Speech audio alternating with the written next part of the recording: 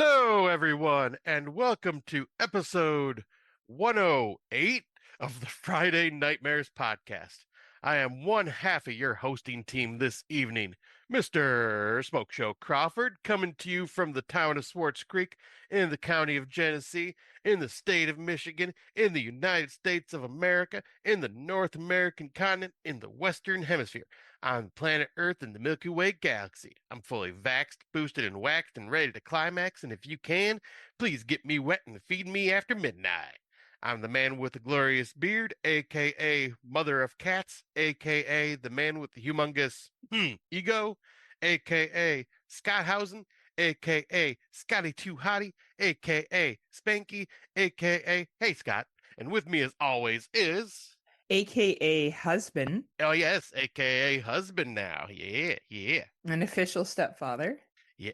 Yes, now the stepfather movie can really take place. And now that I've met the children, I know what risks they're at. They are so sweet. I'm concerned. I'm concerned You, of your toxicity just they bleeding they into showed it. you their polite face.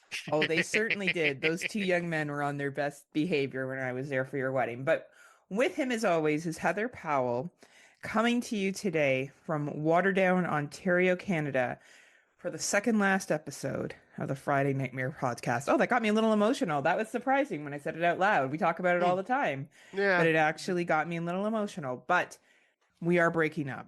This may be a slow decline, everybody, but it's like any relationship. You stop trying, you don't spend the time you used You to. know, as the song goes, breaking up is hard to do. It is. It is. And then one day you're just at Chili's over some dips and you're ending it. And the You reason just why I make that joke is because I read this thing online where like some guy got dumped at Chili's and the server brought him mozzarella sticks to like comfort him. aw. Like, that's really nice actually. Go Chili's. Yeah, Shout out to that's Chili's actually. I went to Chili's just before your wedding. That's just the bomb. They got I'll great say food at Chili's. I haven't been there since because I think they redid their like entire menu and everything like that. So I haven't been there Oh. since they've redone everything. Because before it used to be just kind of like Olive Garden, just mediocre. Your typical what do you call that, franchise type restaurant. But Oh, it's still that, but we got drunk there and they were really nice to us. And well, they I put also on the World Series, which we were like clearly the only Canadians in the restaurant that cared. So that was very kind of them to do that, that is true. right? Like, and they were like, "We're cheering for the Blue Jays too," and we were like, "Oh yeah, go Detroit Lions," Which, which shockingly enough, is they're true. kicking ass. Yeah, you know what? This is not an NFL football No, podcast, but I do watch football and I cheer for the Bills and I cheer for Detroit because obviously they're border towns.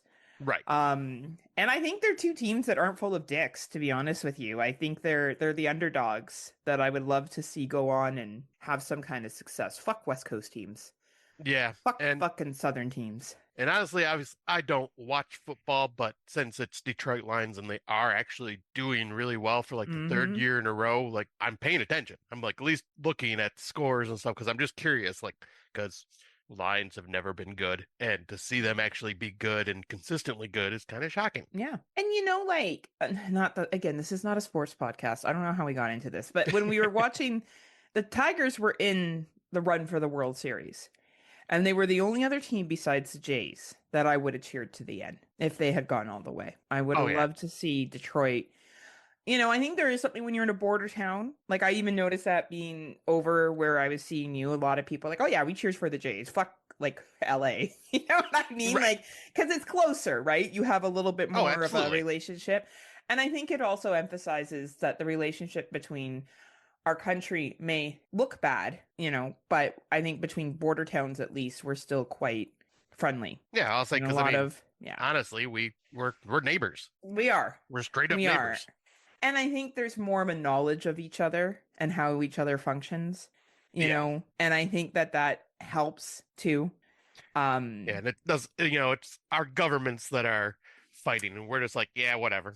well, it's your government. Well, 100% my Well, government. I know. Oh, I know. Mine's the you're the problem. instigating asshole. Yeah. You're the toxicity over here. We're just vibing here Exactly. with our maple syrup and our mousses. We're just And your vibing. ketchup chips. We're just catching chips. We're just fucking vibing, man. Um, so yes, we're coming off the heels of Scotty's. We're obviously talking around, Hmm. but talking about your wedding. Yes, it's today would have been well, yesterday would have been 3 weeks since the wedding. But a lot has gone on before then and during and after it. But man, what a whirlwind of activity that ended up. It turned out way better than even had anticipated. Like Eric and I both even said that. We're like, we expected it to be, turn out to be fun, but my God, that was way better than we hoped it could be. And It was incredible. It was a really, really good time. yeah, like I was happy with just how everybody was. Everybody showed up, but well, I'd say about 75 to 80% of the people actually showed up in costume, which was awesome. Yeah, Um, yeah, like the DJs were amazing, played great music throughout the night. The bartender was great. Our, yeah. we Yeah, huge. shouts out to the bartender. Yeah, right. Well, I was gonna say, and shouts out to everybody that helped us out throughout this thing. So, like, our friends Angie and James doing the cooking for us and Yeah, catering. yeah, Uh, Erica's stepsister Alexis for helping yes. with the catering and also helping with Erica. You and Ron for helping us set up and do everything and just Oh, I being didn't do there for much. I us. sat there and I entertained the boys. Let's be clear. You that right there helps a lot. I My talked to parents, Connor about Erica's parents.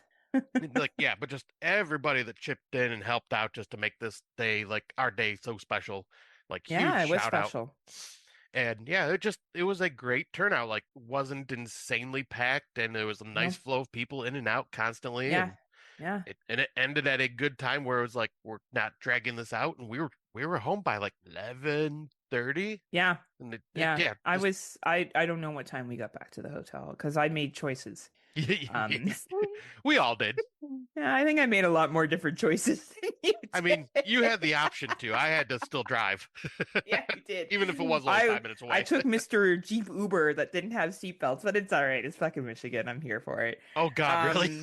No, I had seatbelts. I don't think they were working that well, but and I blame Ron for bringing extra party favors that Oh yeah, my cousin we Rhonda. engaged in. Yeah. Yes. That was fun though. And you had a bonfire outside, Yes, we did. We which had a was very bonfire cute. s'more station, which I don't think the s'more station ever really got used. But I did toast some marshmallows. oh, did you? Okay, awesome, Oh, I did. I did. Don't sweet. you worry. And the setup was you had your pinhead there. Yep, he was. Pinhead was there to witness the day. Yep, he was honoring us. Yeah. It was really nice. It was such a you know, you and Eric are a very good couple, right? Like, and you fell head over heels for her Yeah, very early on. And in my speech, like, we're not going to go over my speech. Like, I mentioned that because I'll never forget, and it's true, Scott, the day that you brought her up, you've been to my house 3 or 4 times by that point. yep. And the fact that you entered in the wrong address, I was like, what the fuck is wrong with you? And then I saw you had your hat backwards because I know she likes it when you have your hat backwards, when you video chatted. And I saw her giggling and like the way she touched your hand, I'm like, oh, that's why. He was distracted driving here today. It was very, very sweet. It was very, very sweet. And she handled it well. Like I know she didn't have a lot of sleep, the poor thing. Yeah, The Friday to the Saturday. I don't think any bride sleeps well. But she rocked it going on literally I think 2 hours of sleep. So I think she yeah. yeah, She was fueled definitely by caffeine and the her love energy for of the you. moment. And yeah, love for me. Yes, We'll right? we'll say that.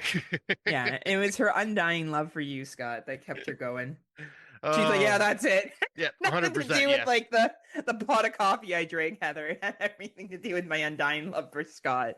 Um, but yes, the pictures too. Like you couldn't have had a better day for these photos. They were like Halloween, spooky, haunted, Yes. fucking like I don't know. It's like I know that you're not necessarily someone who believes in God, but it's like someone heard you and they were like, "We got you. Don't you worry." Right. Well, I was gonna say is I cannot wait till we get all the professional photos back for our photographer. Because also Mm-hmm. shout out to Cheyenne, the photographer, because she kicked Oh, ass. Because incredible. she stayed to the very end and even helped us break down everything, which was awesome. She didn't have to do that. She's a And very good photographer. Very yeah, good. and yeah, she took advantage of that open field with all the fall leaves and everything. It was so I can't wait to see those photos when she gets them all finished up and uploaded. Like, but yeah, this turned out amazing. It was funny though, because Erica and I barely seen or spoke to each other after all the necessities were done because people kept pulling us in different directions. Of course, it's your wedding day. Like, I don't think we talked. We Yeah, talked enough. we I don't need talked, to but talk yeah, to it you. was like I felt like I'm like, damn, I didn't really get to even hang out with Erica and George that much. Well, here's the thing. You don't need to because we'll see you again because Ron is now our new best friends and we'll be Yes. coming up to and staying at a different hotel. I definitely it was Yeah. fine. Like honestly, it was just more that it was kind of like dirty around the hotel. Like I didn't give a shit about drug deals and stuff. Like I know that makes me sound probably like, but fuck, who cares about people making a little money off a blow? Like that's not I can turn my head to that. I was more concerned that there's like human trafficking or something going on in the hotel that I have a Hmm. hard time turning away from. But luckily I didn't see any of that and I'm making it sound like this was the worst hotel. It was not, just to be clear. It's just Um, Flint. it's just Flint, and even the restaurants when I would go there, they're like, yeah, this is Flint. I'm like, it's a thing, man. I can't tell you how many people are like, this is Flint. Yep. Um, Flint does what Flint does, and the Flint Flint people does do what what Flint Flint people does. do. Like, hence when we pulled up to the border and they're like, where are you heading to? And we're like, Flint. No any question of like, are you sure you're coming? They're like, oh, you're coming back. We know you're not staying. Yeah, nope. You two white folks looking like you just pulled out of a fucking Starbucks. You two are not staying Yeah, in well, Flint. in the hotel that I was thinking that you were going to stay at, I thought was on Hill Road, and that's No. the one that Erica and her friends all got hotel at the night before. Well, they ended up having like something happen that they had to get shuffle everybody to the hotel across the street. So it's like, good thing you didn't go there because I would have been a mess too. Honestly, I couldn't win. It was just Yeah. not the high point for Flint hotels on the weekend of your wedding, but it was a high point for your wedding, and that's all that matters Yes, is I'll say that you're every married and now you can have sex. I can finally not live in sin. I'm proud of you for finally doing the right thing, Scott. But yeah, this I couldn't have been happier. And yep, I had the week off right after the wedding, so Erica and I took a couple days to Frankenmuth, which is like the touristy German town around here. We just wanted to be somewhere close by because this was kind of our test for our boys to make sure they could handle being on their own, take care of the pets and everything else, and we're still close by if they needed us. And yeah, they did wonderfully. House Yeah, was they not were burnt like, down. bye. Yeah, I was shocked. I mean, house wasn't a mess, house wasn't burnt down, animals were all taken care of, and Yeah, because they want you to go away for longer and further next time. That's exactly. and they're not stupid. They're like, oh no, we need to do this right. And Connor's probably gonna kill me, but at the wedding, he met a girl. He did. And He he was did. dancing with her, and now they're talking all the time. Connor's like, he doesn't listen to this, does he? No, he does not. Okay, good. If I He told him though, definitely he'd would be not like, "I'm want. gonna kill you." Yeah, don't know. You know what? Some things you just keep to yourself, Yeah, Scotty. but Some it's so things you much just keep fun to to just. yourself. But it's fun to torment because then he'll just threaten to put me in a home. Well, they will choose it, dude. So you better be careful Well, because I already told them. They keep threatening to put me in a home, and I'm going, you're making it sound like that's a threat. But honestly, that's I'm getting bath time. I'm getting food. I'm getting your movies first thing without is bath interruptions. time. I mean, well, Okay. and old people fuck like rabbits, so Eric and I will be having a lot of good time. Well, hopefully Erica's still there. If not, you'll just Well, be the fucking old age slut. well, I was gonna say like she's being threatened to be put in a home too. So yeah, we're just gonna be banging like Oh. rabbits. Maybe she'll be wanted a different home by that point. Actually, can you guys put me in the one that's like across the street? Like Keep me close, away from but this old pervert. like I've had enough of Scotty. And just so everyone knows, we're not ending the podcast because Scott got married. I feel No. like there's some thoughts there that's why we're ending the podcast because we suck as people and we aren't able to plan it Oh, effectively. oh, and we already know Rob is going to be blaming the marriage. Absolutely, but the truth is, Scott and I are the problem. Yes, I've just not, gotten not our Erica. It's us. our priorities have changed a lot. It has. And I just want to thank you, a little thank you, and I know you feel the same way, to Mr. Mark Nato, Yes. who basically treated us like little baby birds and had us on the Rotten Round Table several times, or the cast in the Rotten Round Table, the sub show or whatever it was at the time. Who helped get us access to movies to begin with. I want to thank Christian Luciani from the Exploding Heads movie podcast, who also gave us access to films. Of Yes. course, nudie. 100% nudie. Like, But Mark Nato had a lot of screeners for films that I don't think Scott and I would have got to see if it hadn't been for him. right. Forever grateful. And his life has changed too. He Yep, is because no they had to longer, end the show. yeah. So, it also, this really isn't Scott got married and we're super busy. It's also the selection. Like, we haven't podcasted together for 2 months and we only really have 18 movies to talk about, which Yes. isn't a lot compared to what we used to do. This would be something that we would talk about every other week. Right. Um, so it's also our watching habits have changed. And not to be like our lives have changed and it's just interests and stuff go on. So I definitely don't ever want this to end and people think that Erica was the reason. It definitely was not. Scott and I are the problem. Let's be clear here. Yes. It I was was like, because always Scott and I. look at you. I mean, you're volunteering like constantly now on the weekends for shelters and Yes, I am. I spent a lot of time with the puppies and like my dad died and we pushed yep, through and that too, and but yep. still. I was gonna say, and yeah, you're doing stuff with your mom more, and Yeah, like, yeah. and And then it's yeah, and work and life and you yep. And know. I was gonna say, and yeah, me becoming like I got busy with my like homesteading life that I've started Mhm. doing, and also, my stepdad has been dealing with dementia, so I want to be there and Mhm. help with my mom because my mom's gonna be needing a lot of help as that goes on, and Mhm. there's a lot Mhm. of stuff like just, we're getting older. Everybody around us is getting older. Life is just Mhm. getting busier and, Mhm. just kind of happens. And also want to give a shout out to Exploding Heads Mhm. because rumor has it they are also ending the They show. are. They are. And that's probably because of us. It Dave probably, yeah. realized it. He was like, "Well, Friday's nightmares can't go on." Just kidding, Oh. Dave. I know it's not because of us. No, you guys have been running for a long Yeah. time, so congratulations on Yeah. doing it as long as you guys have. That is impressive. And but yeah, there's always much love there. We may not bring you guys up all the time, but yeah, you are some of the kings of podcasting in our community. And there's certain podcasts that pave the way. The horror cast, the Exploding Heads movie podcast. I never listened to it, but the one that Dave was on beforehand, the Skeleton Crew. Yes, Skeleton Crew. Um, there's certain people, the horror returns, that have been around for a very, very long time and We welcomed also us can't with forget open Dummies of arms. Horror. Yeah, it's a good podcast, so Oh, shots fired. I'm just kidding.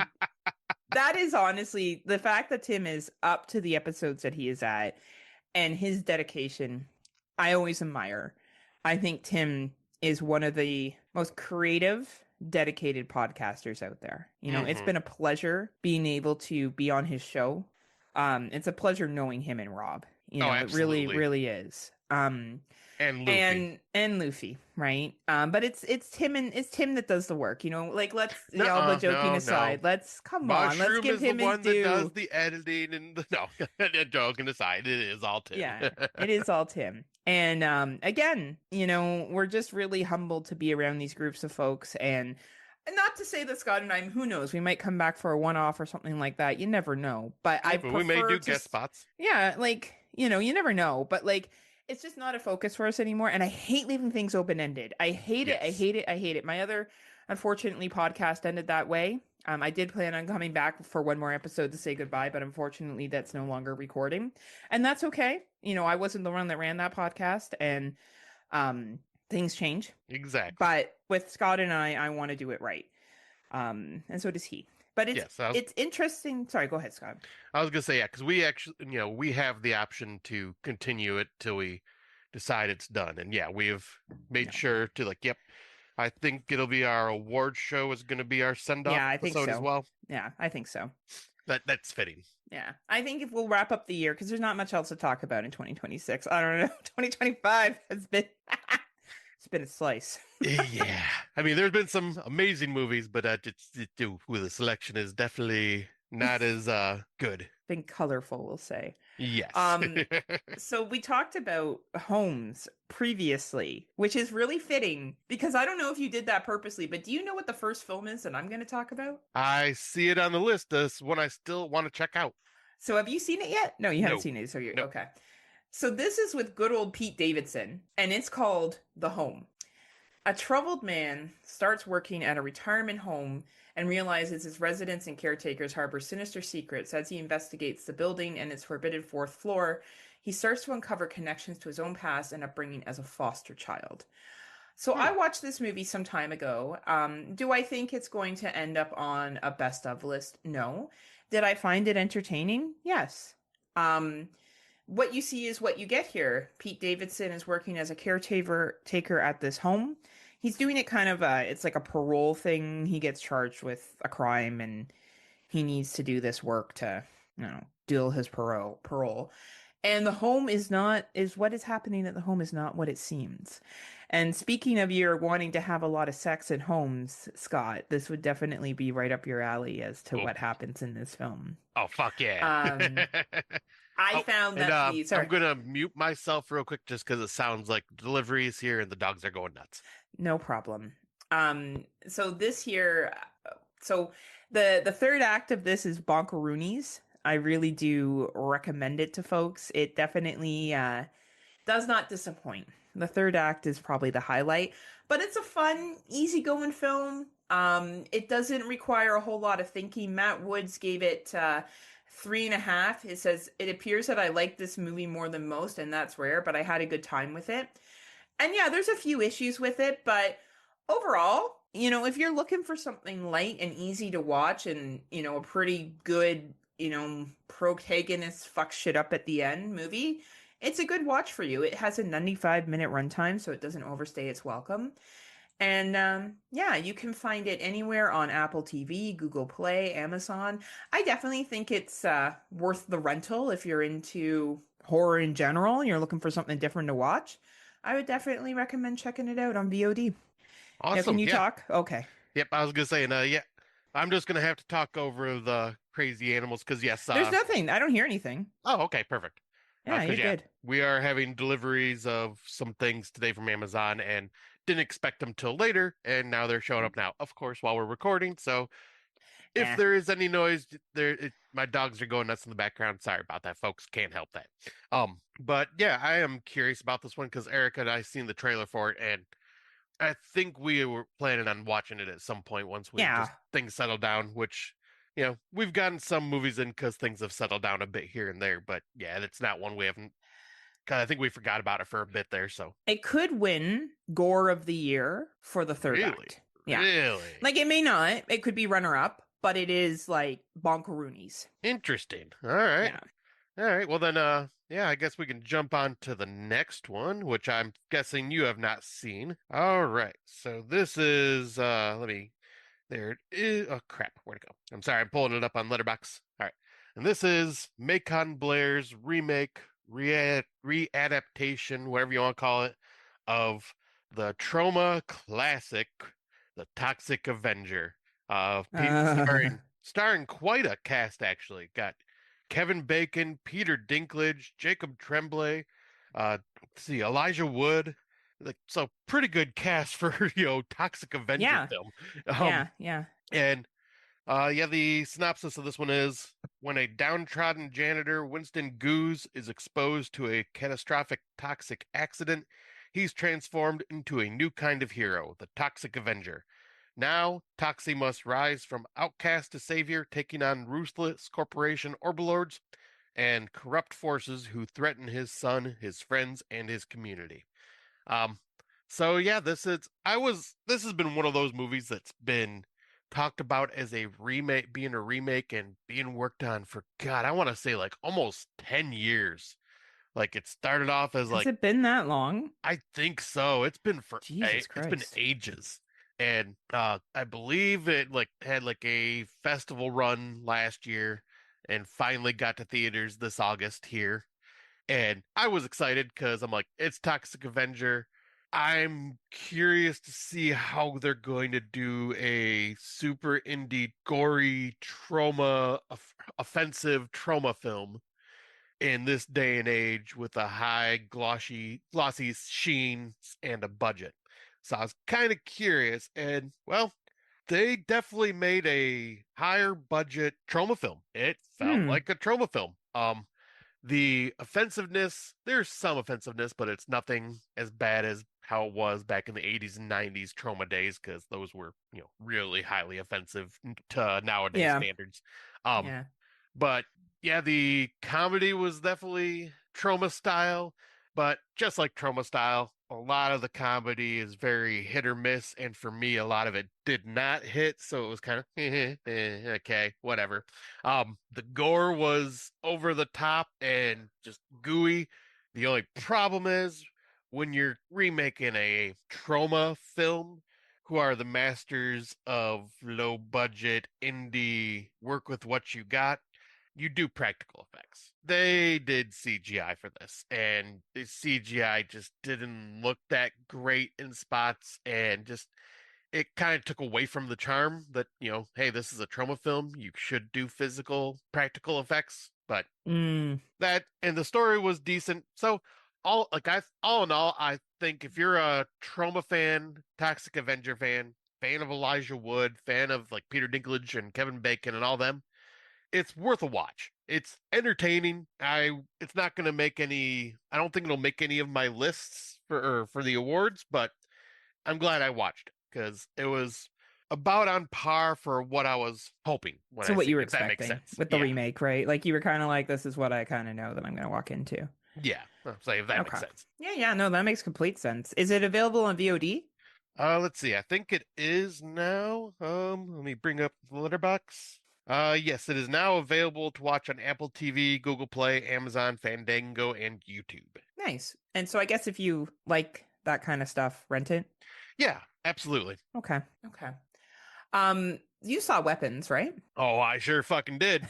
All right. Man, and this director has a style, huh? He really does. He really, I'm interested to see what else he comes out with. He has 2 out of 2 hits so far, I think. So Yeah, we'll see what the next one is. But I feel like a lot of people have seen Weapons by now. It did come yeah, out some time ago. So basically, when all but one child from the same class mysteriously vanishes on the same night at the exact same time, a community is left questioning who or what is behind their disappearance. So I'm going to talk like I'm not going to dive into this overly deep because a lot of people have watched it. I don't think we need to convince people to watch it and tell people what it's about. right. But I think what I appreciated about this is the storytelling. I really think Zach, is it Craig again? Krager? Uh, yes, Zach Kreger. Krager is great at layering. He's so Yes. good at layering. Like here's the first layer. And the chapters that he does, Yeah, like and they're well following done. everybody around. Yeah. Like it's just he takes the characters and he focuses on them. He does like, a 20-minute, like I guess you could say a chapter on it. And then there's something on the next character. And then there's something on the next character, but then it all leads to the conclusion. Yeah, Like it's just really, really, and I could see if you don't like that style, this movie would really turn you off. But it seems as though they're doing pretty good for feedback. Like it has a pretty high rating. Most people 4 stars, 3 stars, 4 stars. I'm at a 5. This was a 5 out of 5 for me. Like I yes. thought that this was fucking how a horror movie should be done. Great storytelling, great acting. Didn't see it coming. Like I was like No. surprised, right? 100%. Um, Right? Yeah. yeah, like I was gonna say, like the closest thing I could for anybody that hasn't seen it, the closest way I could describe like the way this was filmed would almost be like a if Quentin Tarantino focused on horror. Yeah, that's a good way to compare it to. I think that's the closest I can Yeah. think of because it's got that style and substance to it, but where it's less talky compared to Quentin Tarantino, this one's more horror focused. And yeah, Mm-hmm. man, Mm-hmm. I was invested from the very beginning. Like Mm-hmm. everybody in this was incredible. Mm-hmm. The story was fucking creepy. Mm-hmm. And the what's her name? Julie The Gardner? not no, she did amazing though. But we're trying to think. Starts. So I'm bringing in the one movie up because she's Oh, Amy Madigan played Glads, the witch. yes, yeah, because Yeah. Amy Madigan, I recognized her from Uncle Buck way back in the day. You know, she was also in Antlers. Was she really? I think she was a social worker. Yeah. No shit, I did not Yeah. realize that. And But she no, was in she The did. Hunt. Huh? Yeah. Yeah. She's been in a lot. Yeah, apparently so. But yeah, she did Yeah. amazing. She was super fucking creepy in this. Great. Um, and Yeah. apparently they're going to do a prequel with Yes. Gladys, which I'm Yes. curious because that was one thing. Just like Sinners, they didn't give you much about the antagonist, Yes. so you didn't really Yes. know much about their motivation for this. Yeah. No, I agree with you. So I think that's a real good opportunity to build. Yeah. And I hope they do that. Like sometimes we see prequels and sequels and they're quite disappointing. I will be talking about one at the end of this episode. Ooh. That I felt was I know that a lot of people have liked it and that's fine, but I found it boring as anything. But to each their own. So weapons Okay, I though, think I know which one you're talking yeah, about I think you know. now. I think you know what I'm talking about. Yes, this has not been a good year for sequels for me. I'll be honest, with the exception of Megan at the beginning of the year, which I thought like at least knew what it was and ran with Well, it. speaking of sequels, what about this next one we're about to jump into? Oh, I was gonna say where weapons could be found. Should we tell them? Oh, yes, VOD yes. everywhere. Actually, Yeah. it's Oh, VOD everywhere. I don't know. Apple, Google, fucking Amazon. Find it in any of those. Next one. yeah. Yeah, Yeah. you jump into this one because this is your. I feel like this is your franchise. It's kind of well, it's one that I have a love-hate with for Yeah. sure. Um, but yeah, this one is the yearly Shutter release of VHS. VHS Halloween. A collection of Halloween themed videotapes unleashes a series of twisted, blood soaked tales, turning trick or treat into a struggle for survival. Now, I want to give a quick shout out to Fresh Cuts because they called this one VHS Fuck Them Kids. And I laughed my ass off so hard when I heard that because it is so fucking true with this movie. It is. But yeah, this one, man, I had a freaking blast with it. Like, I think there was only one segment that I wasn't into, and the rest I was just enjoying the shit out of because it had that Halloween vibe to it. Yeah. There were some creepy stories, there were some silly stories, there were some just straight up entertaining stories. Like, it's VHS, so it's all like the found footage style. But my God, I had a blast with this one. It was what I needed for right before Halloween. Fun size. Yes, exactly. That one. I thought this was clever. I think the VHSs are always interesting. Whether they're my favorite or whatever, they're always interesting. And I Yeah, really did appreciate the theme of this one and kind of like how some stories felt like they bridged together, even though they weren't by the same director. right. Um, I thought that was kind of cool. And I enjoyed it. I agree. I thought this was a lot of fun. I would have to rewatch the VHSs to get my ranking correct, but this Yeah, would so be would up I. there for me. Like Yeah, I this was think up there for sure. because yeah, I think this is number 8 in the franchise now, and so I'd say it's at least in the top 4 for me. I would say the same. Oh, I'm I gonna would just say the take a same. guess, but yeah, like you, I'd Yeah, have to I would rewatch agree. them. I thought it was fun. Again, like I don't know, it's the best anthology that we've got this year. Now that doesn't say much, but Right? it's at least VHS delivers a fucking anthology. You know what I mean? At Exactly. least you get a fucking anthology out of it. I was gonna say because I think every year they have kind of won the award because ever since 2020 there just hasn't been that many No, anthologies. no. And we're just kind of like, well, this is what we got. So we kind of Exactly. just go with it. So if anyone hasn't watched it yet, I know we're past Halloween, but for Scott and I, it's spooky season all fucking year long. Damn right. You can find it on, of course, Shutter, of course. Good old Shuddy. Good And old not children Shuddy. Shutter. Not children Shutter. No, forgot about Children's Shutter. That just shows Watership Down all the time. Repeat. And AMC, of course, all the AMC plus ones. I don't know. There's a bunch of AMC plus shit that's out there, and of course, Apple TV. Yeah. I would say rent it if you're a VHS anthology fan, or I don't know if you have Shutter, fucking watch it on Shutter. You're paying. Shutter is the most reasonable streaming service still. Like I pay Yeah. for it, and I share it with Scotty, and it's like $90 a year. It's really not that much money. Yeah, which I greatly appreciate that you share that because Well, yes. yeah, but it's not expensive. You know what I No, it mean? isn't. Like compared to some of them, like Netflix, go suck a dick, Netflix. Like This honestly. is why we don't pay for Netflix. But anyway, watch VHS, everybody. It's fun. It's worth it. Go check it out if you haven't already. Yeah, 100%. Yeah, this is one that I had more fun with and more fun than last year's, which I is liked beyond. last year's, but yeah, I would agree. I think this one overall, I think had a better vibe to it, Yeah, right? Did you watch this one? I did not. Okay. So if the substance was too heavy for folks, I introduced you to Shell. Oh So boy. it's like when I was like, what was that movie that we saw about the one with the woman in the yard? I'm like, so if Oh the yeah. bag of Babadook was too heavy for you, I introduced you to the woman in the yard. That fucking movie, I already forgot about it. God damn.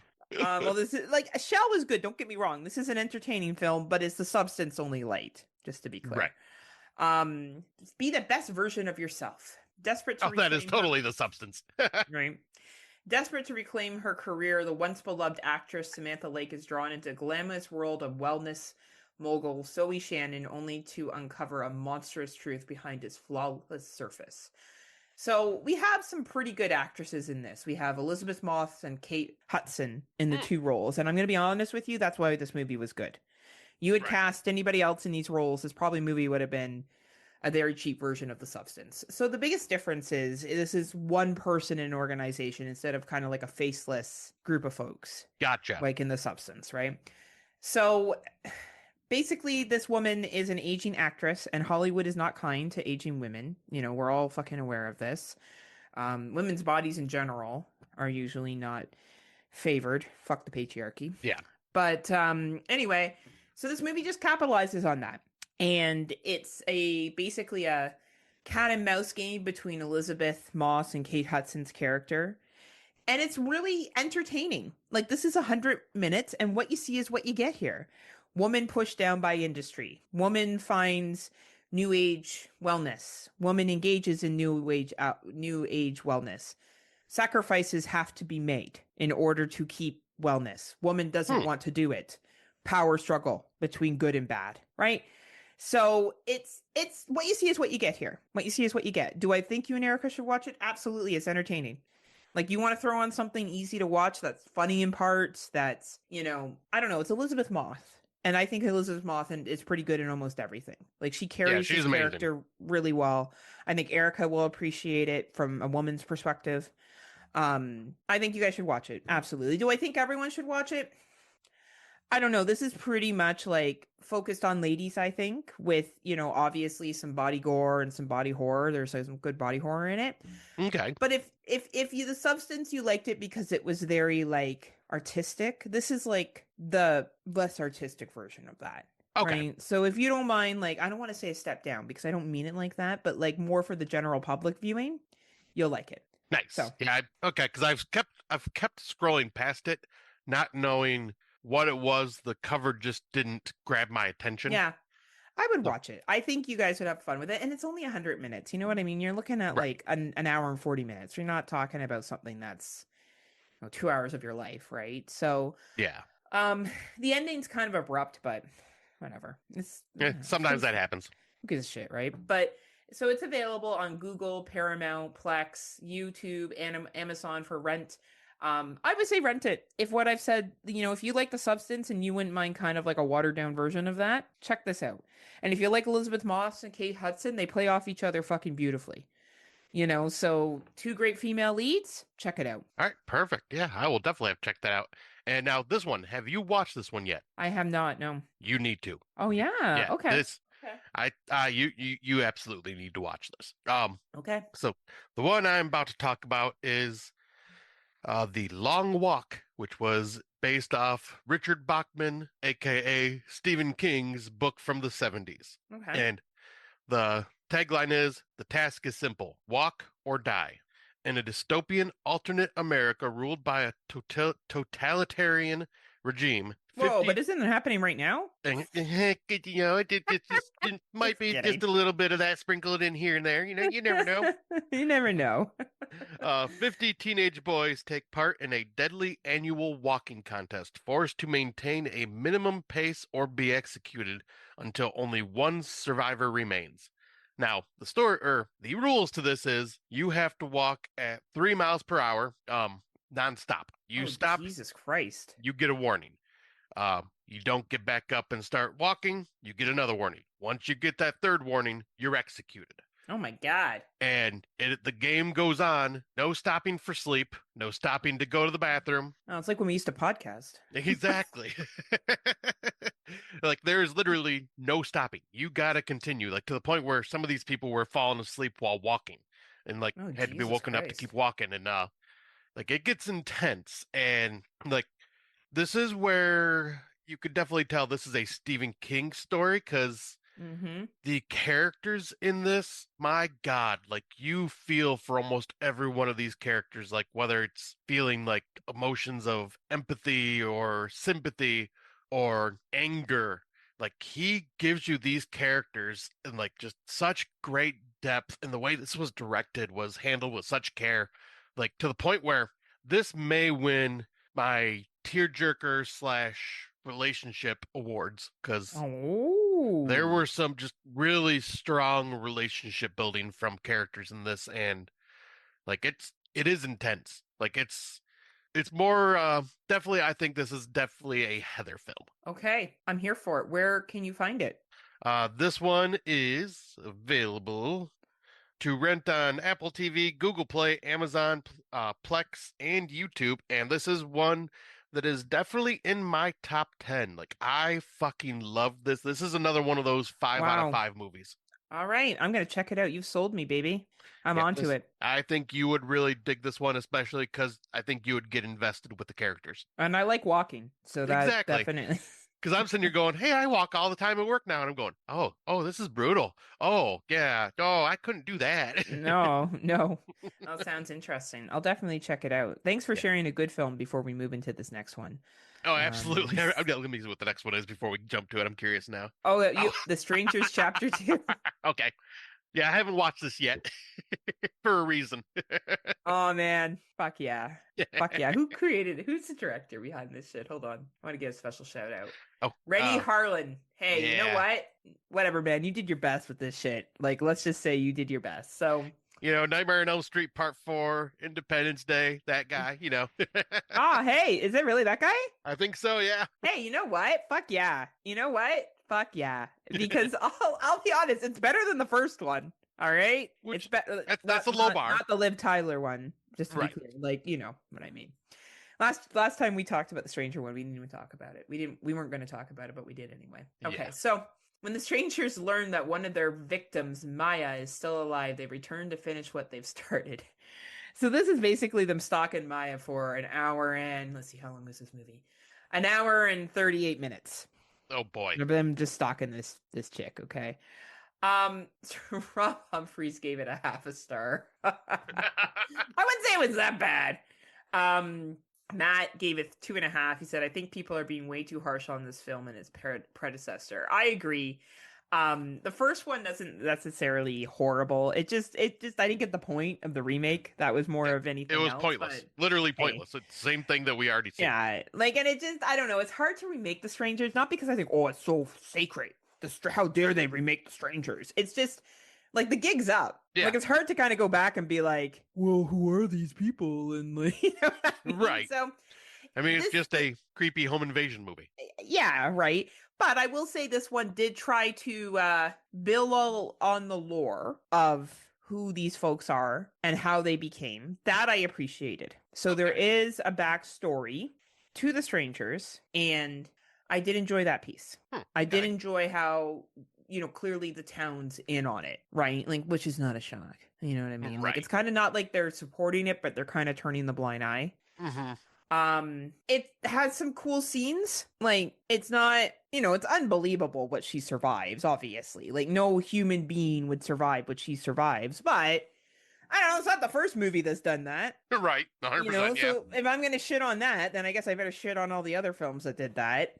It's just it's basically her being stalked for an hour and 30 minutes. So if you watch this movie, know you're gonna watch this person be stalked. But I watched it. Finished it. I was interested to see what was going to happen. So I think that says that. Do I think this is a movie you got to run out and watch? Not necessarily.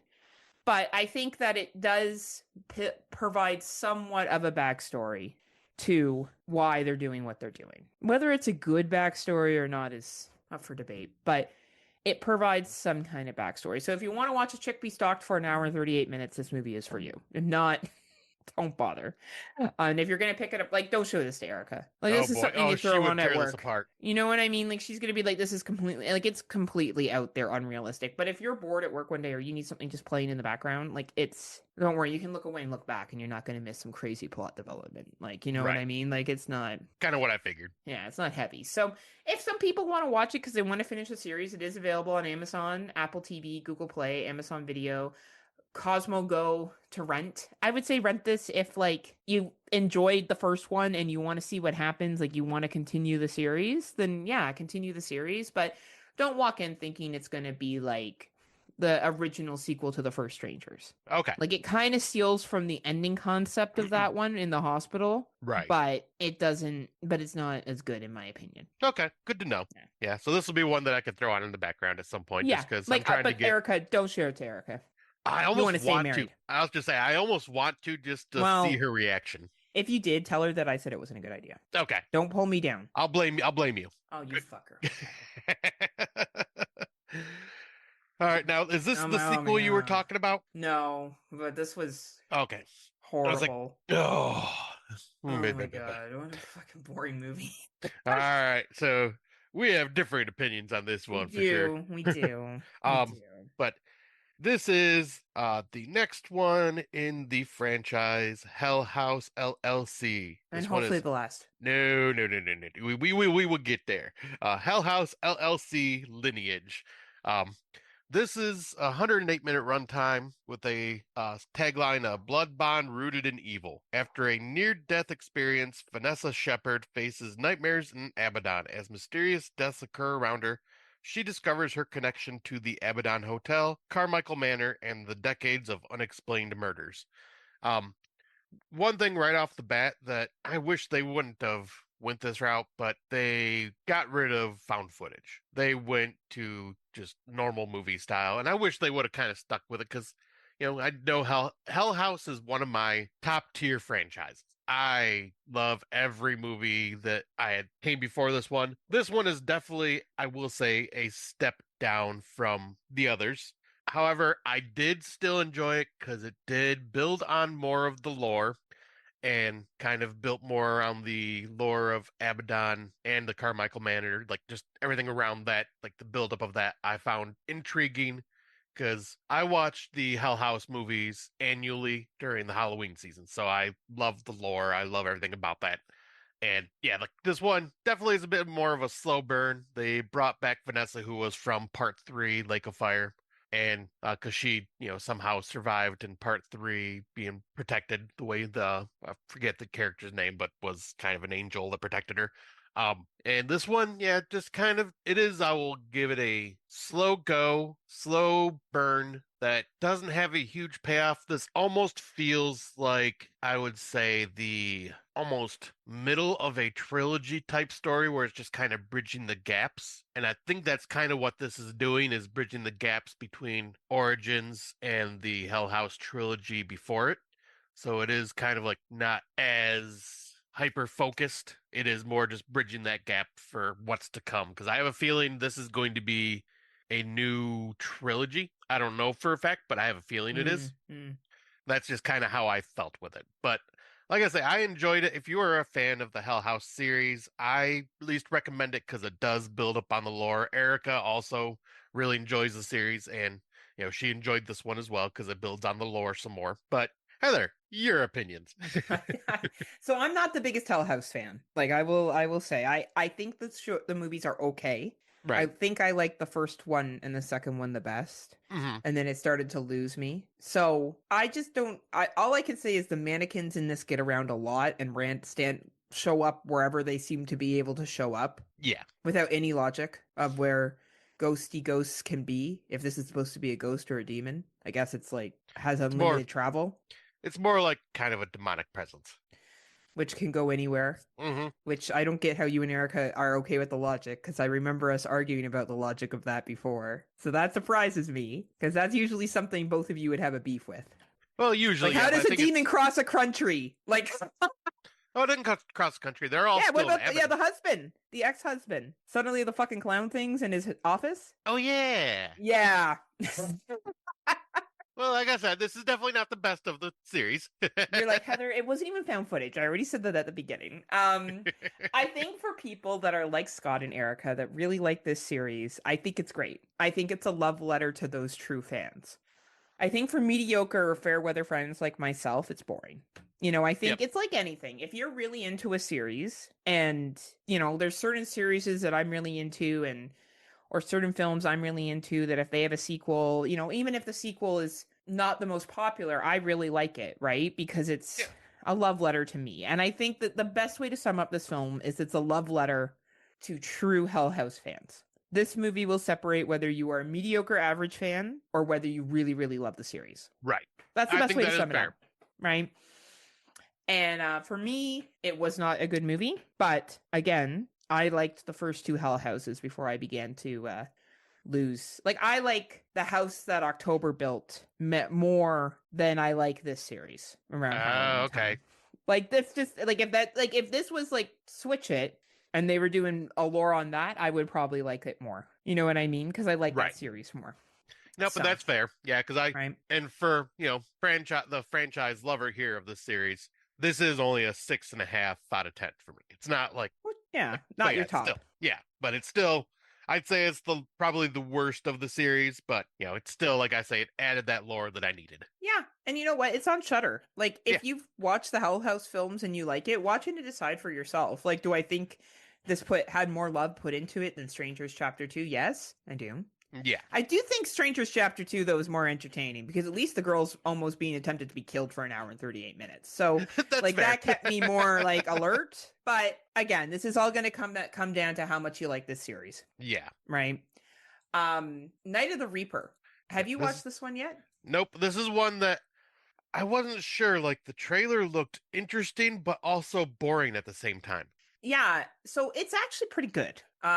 It's based on there's babysitter murders, and this young lady's sister is murdered, and she takes a babysitting job. She comes back to town. She's been away in college, so her sister's killed. She comes back 5 years later, and she's reconnecting with friends, and she takes a babysitting job that night, and things progress from there. Okay, did we say the name of this movie? Night of the Reaper. Okay, I don't remember if we did or not, but Yeah, I said it. Yeah, it doesn't matter. Good to say it again. I have dementia. Sorry. No, Not yet. no, not That'd be yet. good though when you can rewatch horror movies and be like, "Oh my god, it's the first time I've seen The Nightmare on Elm Street." Exactly. My god, Friday the 13th is so good. I'll be messaging you, Anyway, Heather. You won't believe this. We should do a podcast called Friday Nightmares. and we should talk about 80s horror. No one is doing that. No. But yeah, this is entertaining. Like this is very much a like it's funny. There's one review here that's like, I bet you never saw this twist coming, did you? Winky winky. Like it is kind of obvious. But it's a good watch. It's a great Halloween watch. I really did enjoy it for the Halloween time. I thought the actors in it were good. Yeah, the ending's a little unbelievable. It's kind of true crimey. Oh, okay. But I do think it's worth it. I would recommend it to you and Erica. And plus it's only 93 minutes. Oh, it's only that long? Yeah. Oh, nice. Okay. Yeah, you're in and out just like we like it, Scott. Yeah. No commitment, in and out. But yeah, I for anyone who kind of likes that whole babysitter being stalked, mystery, whodunit, killer film, this is a good movie for you. And it's available on the Shutter, AMC, Google Play. I would say rent it. It's a good horror movie of the year. There's mixed reviews here. I don't think a lot of folks have watched it yet. Rob gave it a 1, but Rob doesn't like anything, Yeah, I was so like, Rob he liked doesn't like. Jurassic World Rebirth. So, I was like, we already discussed this a lot, like in our chat group, but Rob never chooses joy. no. And like I don't know. I don't know why I gave this 1 star. I don't think it's a 1 star film, but hey, whatever. He'll tell us Whatever. his opinion. We know he I know. will. I don't get why he thinks this is 1 star. Like, I think a three, 2.5 for some folks I get. For me, it's a 3 star. I was entertained by it. It was fine. Like, it was easy to watch. I do think you should watch it because I think it's entertaining. All right. Not everything has to be a top 10. Right. At this So, point, I will take anything to watch just because, it's getting closer to the end of the year and I'd like to kind of, reach a oh, 100 films. yeah, like because I want to say, I think I am at like 72 now. Oh, you're not going to reach 100 films. Hey, you never know. I might No, get the you're not. bug to watch as many movies as You're possible. not. I'm at 97, and even I'm like, oh, will I? Right? Like, so there's no way. There's no way. That's fair. That's No fair. way. Not this year, my friend. Not this year. Um, That's why we're ending, because this is why. Right? you're not wrong. Right? We don't have the time anymore. But this one was entertaining. Did Oh, you like this one? You yeah, watched it, this right? one was. It's This silly. one is exactly what you expect when you watch Yeah. the trailer. Um, Yeah. so this one is called Coyotes, and it's a 91-minute runtime. So, keeping with the trend of nice, short, and sweet. Uh, Yeah. the tagline is "Eat the Rich." Love it. Trapped in their Hollywood Hills home, a family fights for survival when caught between a raging wildfire and a pack of savage coyotes. And yep, this has Justin Long and who was the Brittany Allen is in it, who you probably recognize from It Stains the Stands Red and the lesbian movie where they're out in the woods and they're the Oh, one yeah. hunting Yeah, her. yeah. I Yeah, forget yeah, the name of yeah. it right That now. was good. I can't remember that one either, but that's a good one. What Keeps You Alive or something What like that. keeps you alive? Yeah. And then Kate Bosworth, Yeah. is in this, and yeah, this is just silly Yeah. CGI fest, but it's got some cute CGI coyotes that kill people and make Yeah. it. Yeah. There's nothing deep about this. This is just fun animal attacks movies. Like Yeah, there with ain't like an much to say about it. environmental, like, hey, we overtook all the coyotes' land, so of course they're coming to fuck us up. Yeah, and also like the Right? coyote. Well, I won't explain, spoil the ending, but yeah, Yeah, like it's basically like also commenting on the California wildfires. So I will say for yes. anyone in California, this may be a little close to home. Good Um, point. Yeah. yeah, like I don't know, like those, we've had some wildfires that I know my friend had her place destroyed out in Alberta. Oh, So geez. it can be traumatic for folks. Oh, for So, sure. just the only thing that I give here as like just so people know it does comment on the California wildfires. Right? So, Right. but it's a pretty I think Scott put it up perfectly. This is a paint by numbers fun creature feature, Yeah, right? like remember we used to do those when nature runs amok movie Yeah. theme that we had way back in Yeah. the day, and Yeah. this This would is be in there. yeah, this is more of that. It has the Yeah. environmentalist aspect to it, and yeah, just creatures attacking, and Yeah. it's It was all it was good. coyotes. Yeah. And I don't know if you like Kate Bosworth and Justin Long, it's decent. If they're not your cup of tea, don't watch this movie. Yeah, Like if either one of them you find annoying, just skip over it because there's not enough of a plot to save it otherwise. right. Um That's a good point. right?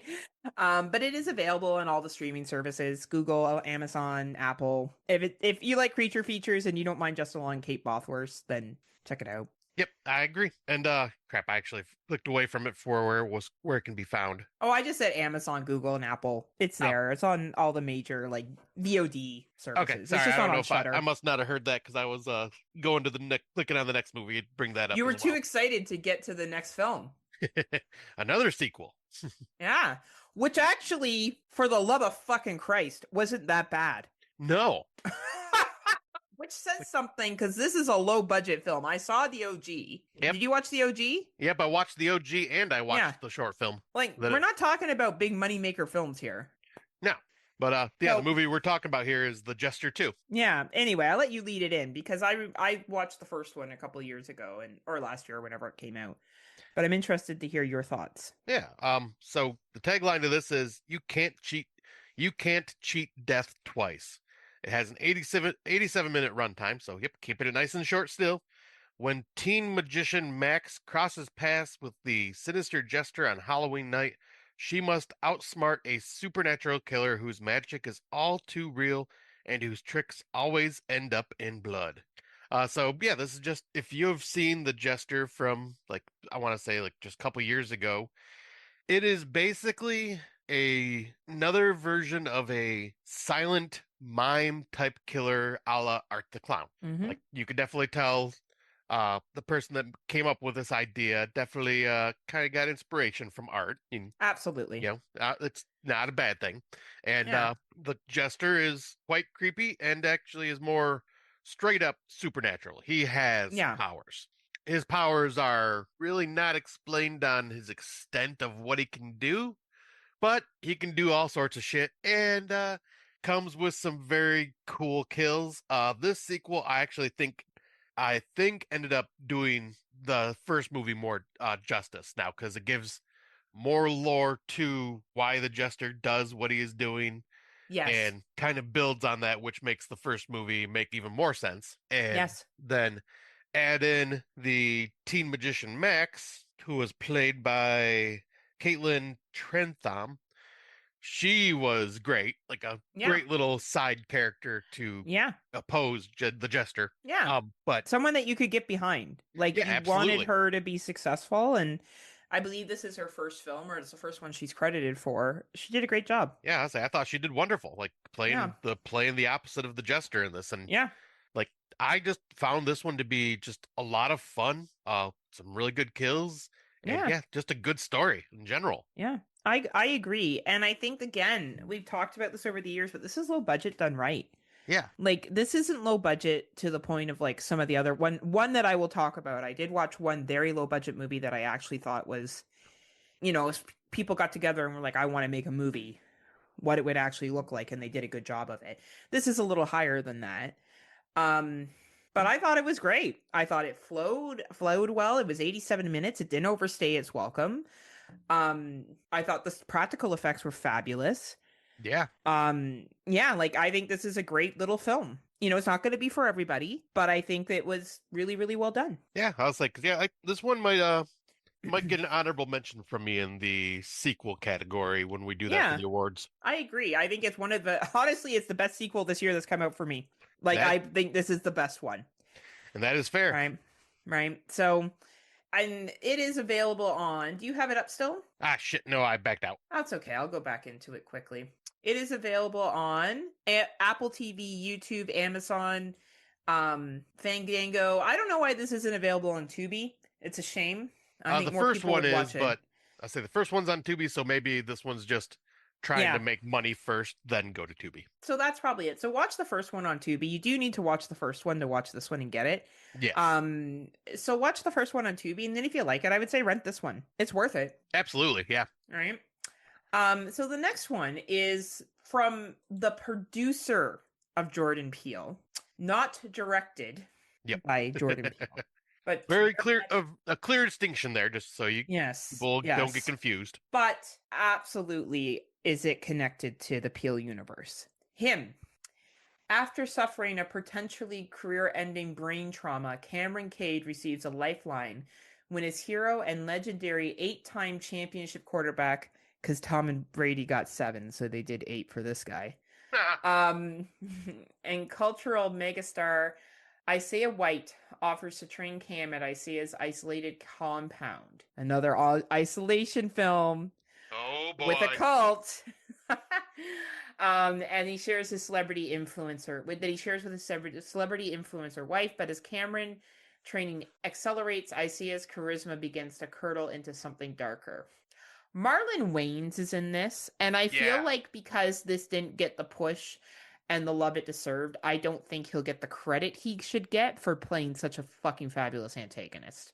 See, and that's the He part I is, was curious about this movie is yeah, because I knew he was the antagonist. I'm like, I want to see how he does as an antagonist. he was fucking great. He was someone who you could really fucking hate. Like he was Nice. a real piece of shit, right?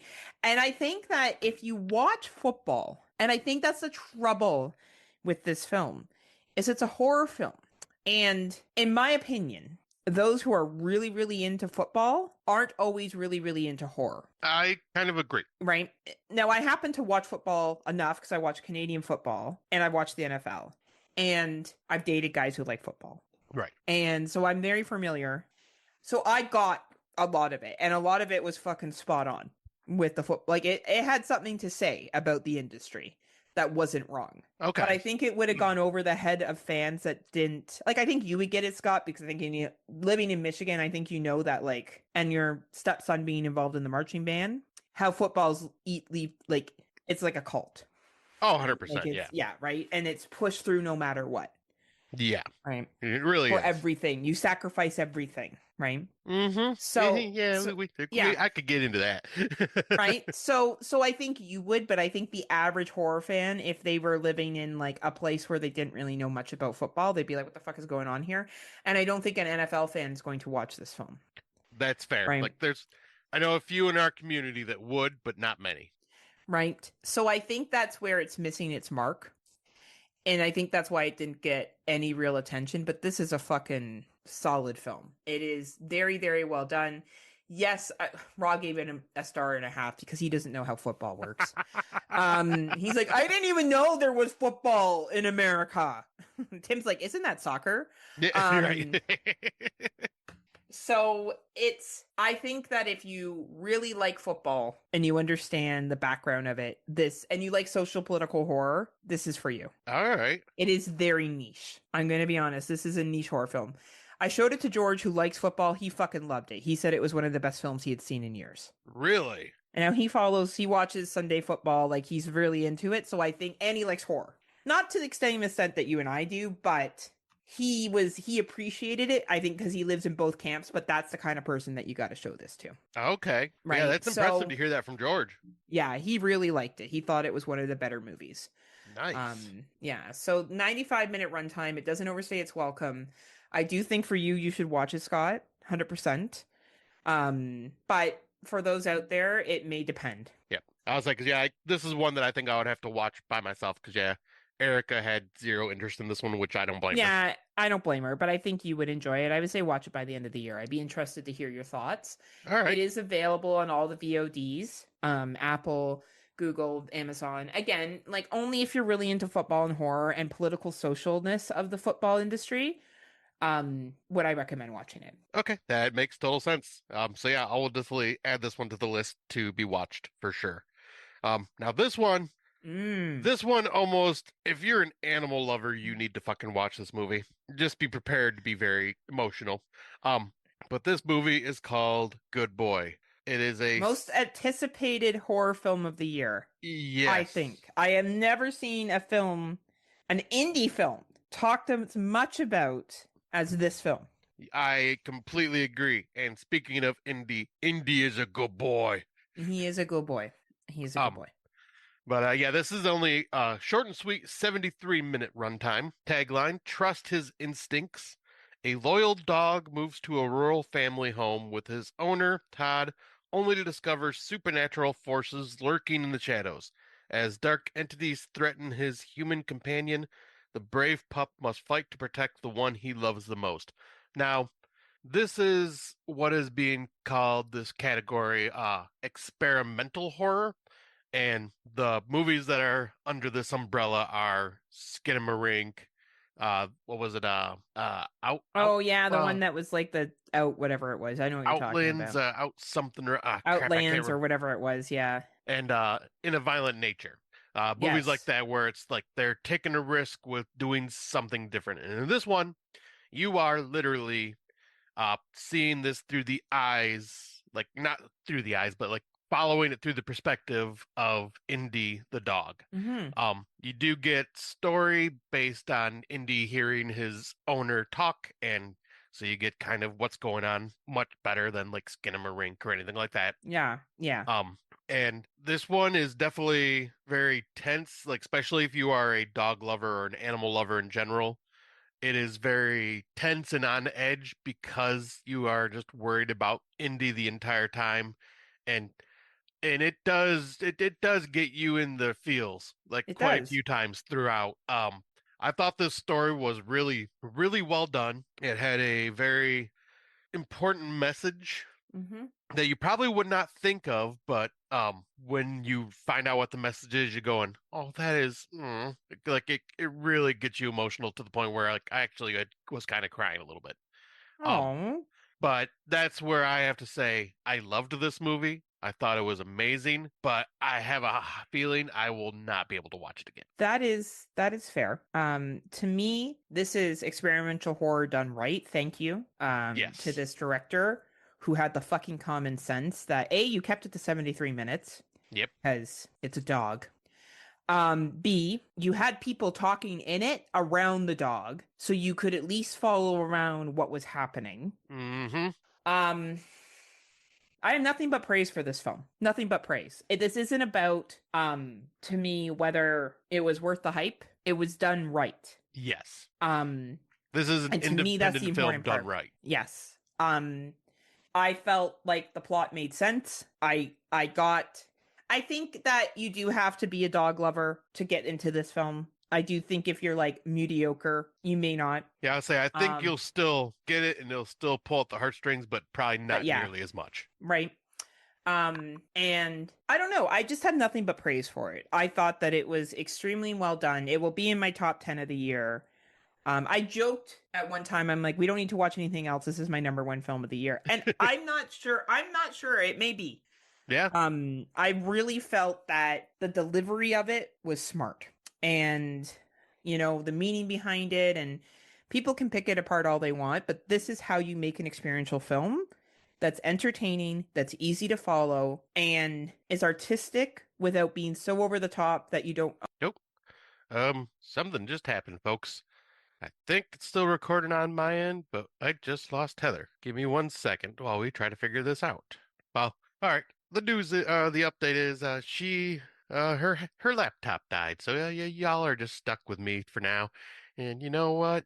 You just gotta put up with it, 'cause I don't know what to do. I'm awkward by myself. Maybe just kind of touching my nipples a little bit, just waiting, 'cause that's what you do when you're just by yourself. You just touch your nipples. And that's what you just do. You just keep on talking about it.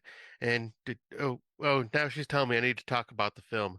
Oh, so ignore the nipple comment for right now, folks. Let me just get back to the talking about Good Boy. But yeah, now this film is yeah. I think we kind of said it all with the way that yeah, if you are an animal lover, especially a dog lover, you will definitely get more out of this film than someone that, yeah, is mediocre. Because yeah, it's with a dog owner, you know that these animals have a bond with you and look up to you for who you are, and you're their protector. You're part of their pack. So it is worth watching for that. I like Heather said, this may be her number one film. This won't be my number one film because of the reason that I probably won't be able to watch it again. But this, I have a hard time not seeing it in my top 10 for sure, because this is one that's been hyped, like Heather said, but it is definitely worth the hype because of the way this is done. It was really well made, well directed, well shot. And yeah, I don't have much else to say, so let me see if I can go on to the next movie. I don't know if I can. Oh, yes, yes, I can. So the next movie is mine. I think Heather did watch it, but we'll get her opinion when we get back. But Good Boy is available on Shudder, so I definitely recommend checking that out.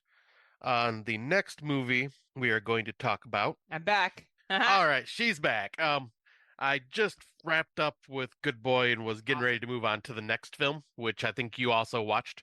Yeah, I have nothing else to add to Good Boy except for this was a good film and everyone Yeah, should watch it. and there might be a little bit of me rubbing my nipples talk as like everything went down. I'm going, well, you guys are stuck with me, and you know what? When you're by yourself, you may just have to rub your nipples a little bit, like I'm doing right now. And then, oh, Heather wants me to talk about Good Boy more. Okay, let me jump back to Oh, I meant you could have talked about the other movie. the. But yeah, I hope everyone gets a chance to watch Good Boy. It is did I thought it was supposed to be picked up by YouTube, Netflix or Shudder. It is picked up by Shudder, so it might not be on Canadian Shudder. Okay, but it is on American Shudder. Yes. Okay. Okay. Yeah, because that's where I said it's able to be found there. But yeah, I didn't think about that. That yeah, it might not be in Canadian Shutter, so it might be different places for you guys. Yeah, I think it's just available to rent. So again, if this is your thing, make sure you rent it there. But we'll move on to yours, which I don't think I have you did you talk about this one?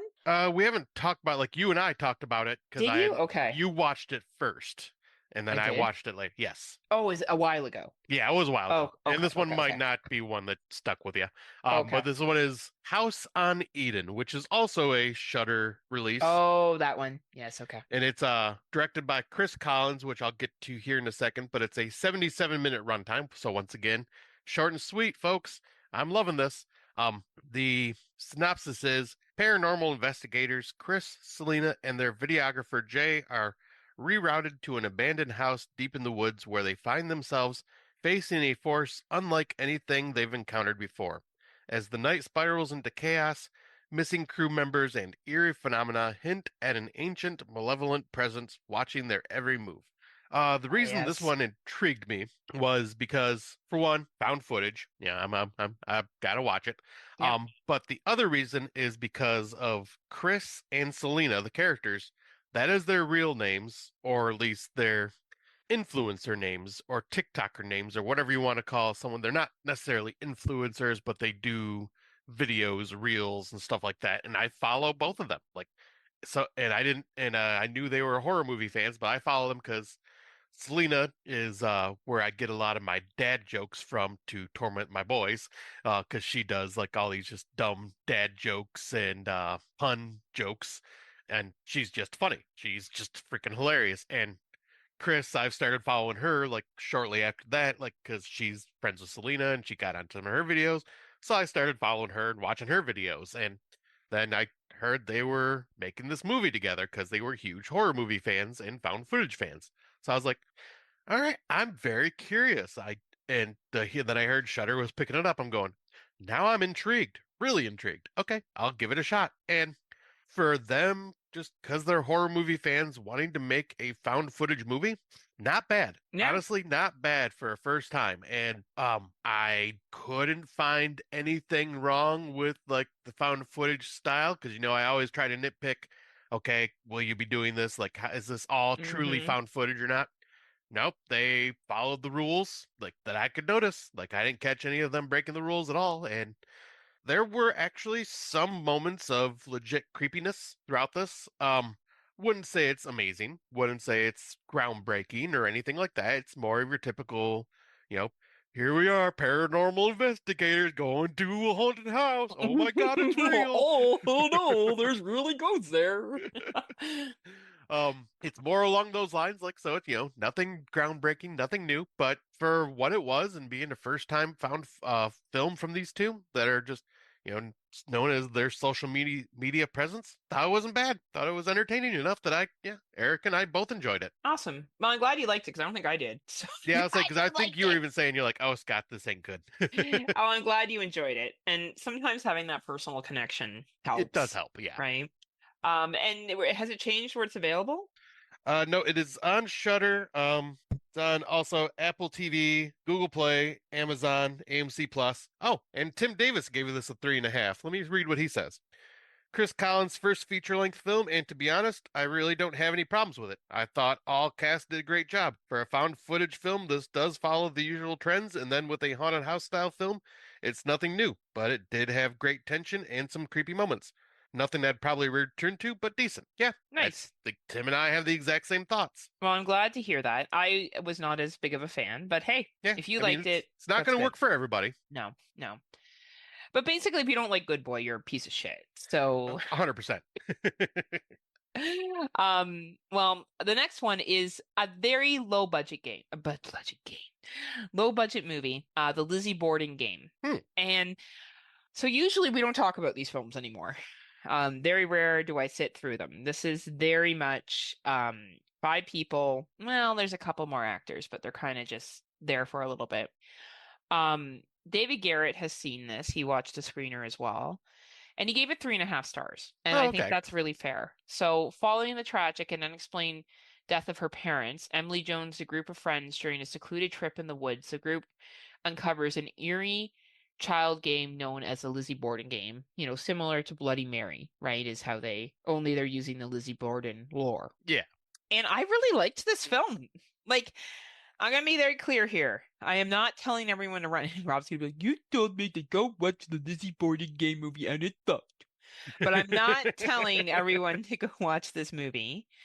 All I am saying is that for a low budget film, like true low budget, it worked within its means. It was 82-minute runtime. I actually gave a shit what happened to the characters. I liked them. I believe that they were the one group of like there was two girls that were supposed to be friends and they're introducing their boyfriends for the first time. Honestly, it seemed like people in their late 20s getting together, Oh, early okay. 30s. Like I was like this seems believable to me. Like this seems like believable conversation, right? Like it wasn't something so out of the top weird that I was like I can't see this happening. Um, Obviously there's a ghost story wrapped into this. But her low budget, like that's why I wanted to like give a little shout out to this. So Kevin Moray McCarthy was the director here. He's also done Beware of the Boogeyman in 2024, so this would be his second film.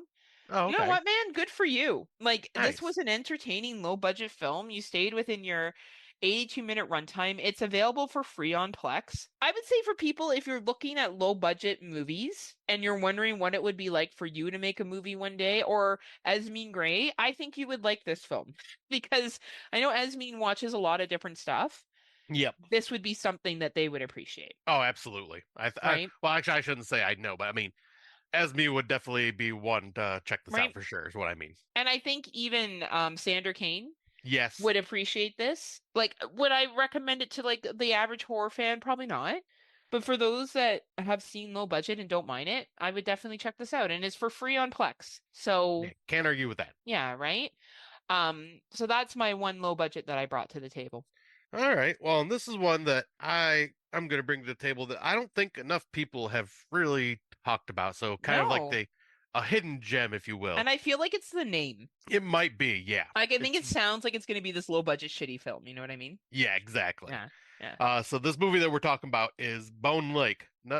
Once again, another 94-minute runtime. Mm-hmm. And the tagline, What's Your Body Count? A couple's romantic vacation at a secluded lakeside estate is upended when they are forced to share the mansion with a mysterious and attractive couple. In the darkly hilarious and seductive horror story, a dream getaway spirals into a nightmarish maze of sex, lies, and manipulation, bringing terrifying secrets to light and triggering a bloody battle for survival. All right, so I went into this one thinking, okay, this is just going to be kind of silly because we watched the trailer and it looked just very like, okay, this could be like Mm-hmm. horny people and bad things happen to them. And it ends up being way more than that. This actually kind of gave me the 90s erotic thriller feel. Yeah, I would agree. And it actually had like a well thought out story that like kept making you have like feel these awkward moments and like Mm-hmm. very like it made you very uncomfortable in certain situations and the way these characters just played off of each other, the chemistry was phenomenal. The Agreed. story I thought was just great because I kind of seen where it was going, but then like one part of the reveal kind of was like, oh, holy shit, really? Yeah. And I have to say, it started off as like an erotic thriller and all this, but god damn, there were some gory ass kills. There might be a kill of the year in here for me for a couple of them. Yeah. Good God. Right off the bat, within the first 5 minutes, there's one that made me just go, oh, I oh know. God. It's wild. But yeah, this movie was fucking fantastic. Like, I agree. I had so much fun with this one. I agree. And like I was just shocked because I haven't heard anybody really talk about it until I brought it up to you, and I think I brought it up in the Nightmares for Dummies chat with the Horror for Dummies and Rob. Yep. Brought it up in there saying you guys need to watch it, and Rob was like, "Yeah, this movie was a lot of fucking fun." Yeah. So like, yeah, like that. We found a movie Rob likes. Which is rare because Right. besides Jurassic World Rebirth, which is his number one film of the year, yeah, it's good that he has two. Exactly. But yeah, this one I couldn't recommend enough. This was just way better than I had given it than it had any right to be. Like it was I just fun. I agree with you. I thought this was entertaining. It was easy to watch. You know, it was strangers at a home done right. It was believable. Yes. The choices that they make were believable. The actions were of when you're in an awkward social situation, what you would do. And I really bought into the main couple.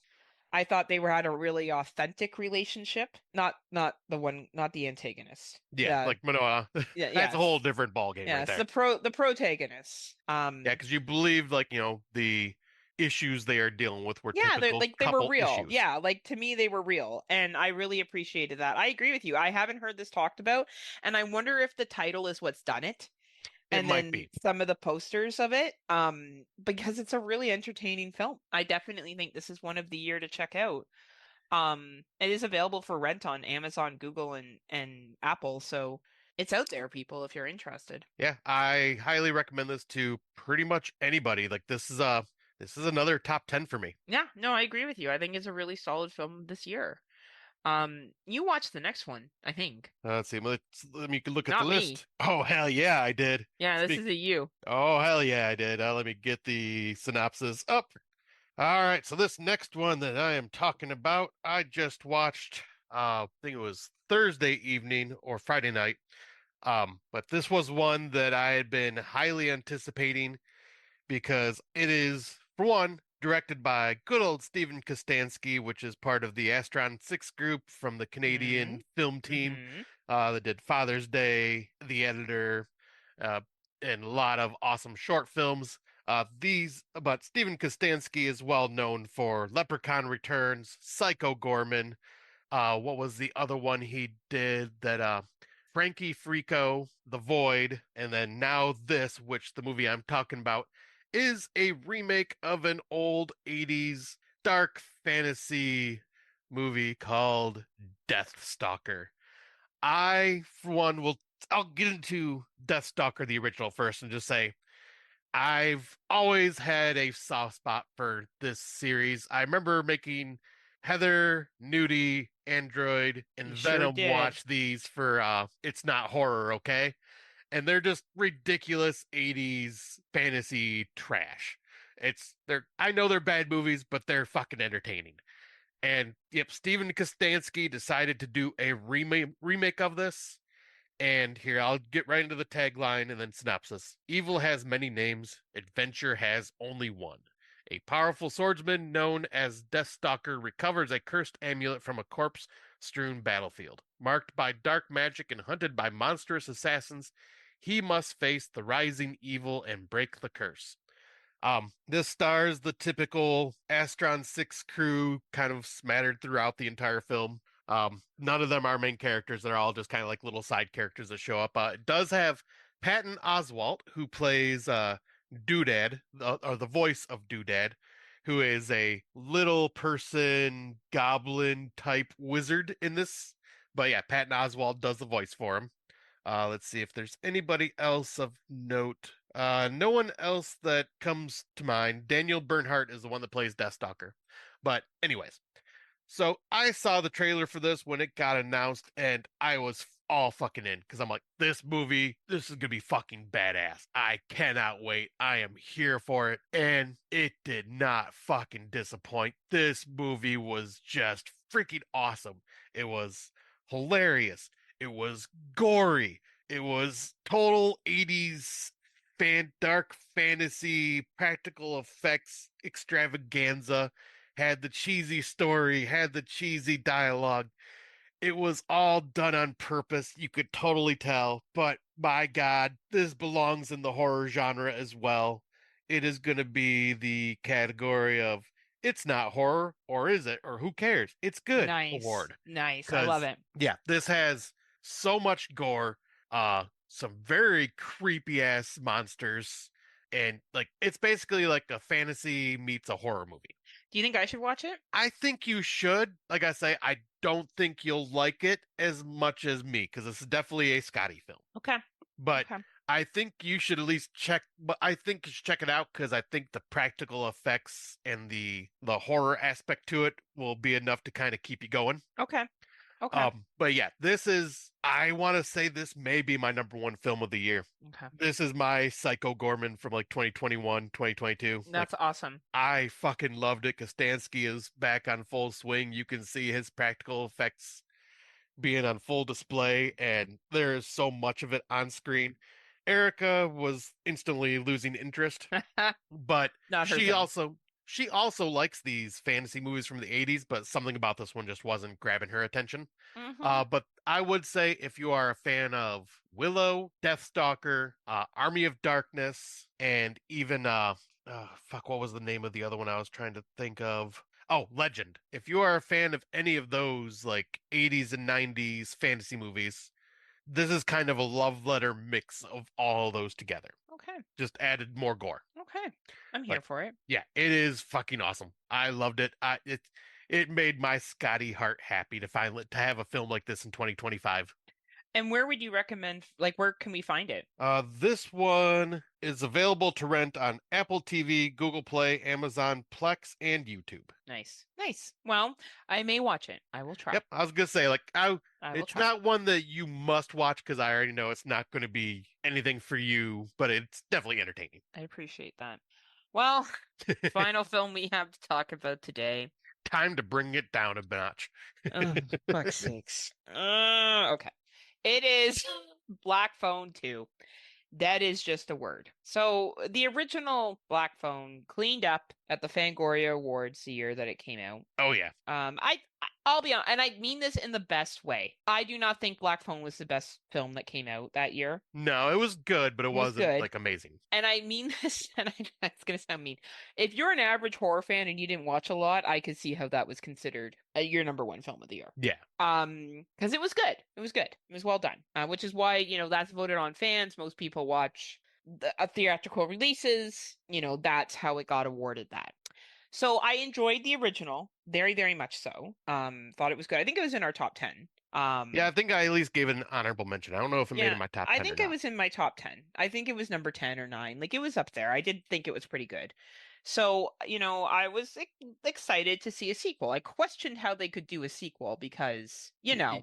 he's dead at the end of it. Yeah. So, well, we should never doubt the creativity of horror writers. So, Oh boy. 4 years after escaping the grabber, Finley Brake is struggling with his life after captivity. Fair. And Mm-hmm. this was like the 80s, so we don't believe in counseling, so that makes sense. They're right. When his sister Gwen begins to receive calls in her dream from a black phone and seeing disturbing visions of three boys being stalked at a winter camp. So now we're at a winter camp. Hmm. The siblings become determined to solve the mystery and confront a killer who's gained more powerful in death and more significant than her. Like, this is so stupid. Fuck's sakes. Okay, so. Oh my god. I'm gonna try not to give spoilers here, people, but basically, there's a family connection to the grabber. Oh. From a previous family member who went to this camp, and also the grabber was at this camp, and then moved back to this other town. Grabber gets around a lot. People who have compared this to the Nightmare on Elm Street series, I would say you need to compare this to Dream Child if you're going to compare it to the Oh Nightmare on boy. Elm Street series. Oof. I know it's in theaters. I know it has done well, and I can appreciate those who have enjoyed it. It has a 3.1 letter rating on Starbucks. Dave C gave Starbucks? it Starbucks. Letterbox. Letterbox, thank you. Dave C gave it 4 stars. Dave Bailey's given it 4 stars. Wow. Matt Wood's given it 3. I will say it's interesting. Like, they took the concept and went a very different way with it, but I found it a little too out there for me. There's too much suspension of belief. I would have preferred a true prequel where perhaps we saw the grabber and someone else had got away, but could Okay. never prove it was him. Right. Right? So there was some Or kids someone inspired by the grabber, perhaps. even if it was the grabber and it was his history, like as a child, how he became to be who he was, and maybe how he almost got caught, and then we see him, it ends just as he's about to kidnap Finn. Yeah. Right? I think that would have been a better use of their time than the approach they took here. it was like a prequel and sequel mixed together, and for me, it just didn't work. Okay. But for a lot of folks, it did. So And now, was this the sequel you were talking alluding yes, to? yes. I now, mind you, maybe it's because you and I were like, "Hey, the black phone was good, but it wasn't the best thing since sliced bread." I don't know. Right. Um, George gave up. He was watching it with me, and he's like, "This makes no fucking sense. I'm not watching this anymore." Yeah, that Um, says something right there if George is out. I pushed through it. It was almost 2 hours long. And Oof. I'm not gonna lie, there were parts where I was like, fucking, can we get to the fucking point? Like, can we get to the fucking point? And we had Hmm. seen, like, he went with me to see Black Phone in the theaters, Right. right? So, like, I just felt it was so different from the first one. To me, it jumped the shark. To me, it was silly. It made no sense. It was so, like, I understood the logic that they were going with, that psychic powers run through the family, which they alluded to in the first one. I would love to give spoilers on this to talk about how silly it is, but I won't because it's still in theaters and people are watching it. But it's a family prequel. It's a family theme with a prequel and sequel mixed together. The third Hmm. act was great. I will say this: the third act got me back into it because it was Okay. like quick and it was entertaining. But to me, this was not a good film. I think this was a payday for Ethan Hawke. Like, I think he was like, I think all those actors made some good money off of this film. And the worst part is, it's been successful, so that means there may be a fucking third. And I don't know I'll how say the I did fuck they're see. gonna come up with a third. I'll say I did see Ethan Hawke say he would love to come back for a third movie. So Like, this is not Nightmare. Like, you can't redo the concept of Nightmare on Elm Street in 2025. If you want to redo the movie, sure. The Jester 2 is not a redoing of Nightmare on Elm Street, no. right? It's a fucking demon that comes out and fucks people up. This was so much like, yeah, anyway. Watch it and we'll see what you think. But Yeah. it will not be, to me, this would be the most, this and 28 years later Oof. are both competing for most overhyped movie of the year, Yeah. or whatever it is we have. Like, overhype, I think, is what we call it, right? So those to me are right up there. Like, I think 28 Years was better. I think Danny Boyle's a better director and the story made more sense. And that's not saying much because that story didn't make a lot of sense. No. So anyway, you want to see it in some theaters? If not, you can rent it. You know, if you want to give it a shot, make your own opinion. Like, that's my thoughts on it. Lots of people liked it. Lots of people had a good time with it. Could just be me. Everyone, different strokes for different folks, Oh, for sure. right? And yeah, I will probably watch it. Like, I seen the trailers like way back before it came out and everything, and I'm just like, first one was fine, but I'm going, do we really need a sequel? So we'll see where I To land me, on it it. was a one and done. Yeah. You know what I mean? Like, it's like trying to redo Barbarian, like do a sequel to Barbarian. Right. What he did was he just did another fucking movie. Exactly. Filmed similarly, but another fucking movie. Like, that's like, why couldn't you, or just do a prequel where we hear about the grabber's backstory? Right. Like, do that. But yeah, no, no. Why do that? Why? Right? Or, like, yeah, someone that's inspired by the grabber and they see him, you know, he comes to them as a vision. Sure, I fucking sign up for that too. You know, or like Finn becomes the mentor, like in Halloween Ends. Like, Michael Meyer got a mentor. Maybe fucking some other Finn becomes the like, I don't know. There's so many ways they could have gone with this that would have been better than this film. 100%. Yeah. So anyway, when you watch it, let me know what you think. All right, yeah, because yeah, I'll probably watch it because once again, I'm trying to get most of the theatrical watches under my belt. Well, minus Conjuring 4 because I could give a shit less about Oh Conjuring. shit, I watched that. I forgot to put that on here. Oh yeah, that's right. Oh man. Okay, I'll say it quickly. Conjuring 4 was like a Niagara Falls haunted house. Oh boy. And it was like cameos. Like, they would come around the corner, they're like, ah, the nun. Ah, Ah, Annabelle. oh So my God, fucking La stupid. Llorona.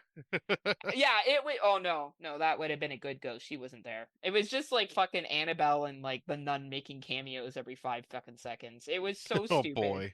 And like, they try to paint themselves like their daughter and like her boyfriend get dragged into it, and like all of a sudden they don't give a shit about anybody, and they're like, no, we don't want to help anyone, and then they're like forced to help people. And I will say the actors that play the two of them are great. Patrick, what is it? Patrick Patrick Wilson Wilson. Yeah. and Vera Femga. Farmiga.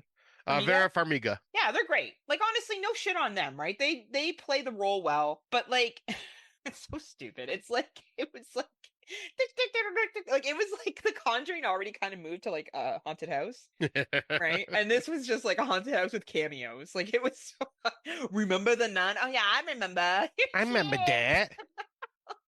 It was so, and like, yeah. And of course, like, there's always like this demon. The demon's always like, no, this demon's different this time. And it's like the same demon. It's just the nun recreated. Oh, for fuck's Like, I'm sakes. pretty sure like it's the nun that shows up in Annabelle that shows up in like Lenora or whatever, or it shows up in here. Like, it's just the same fucking Oh. demon, just reproduces everywhere.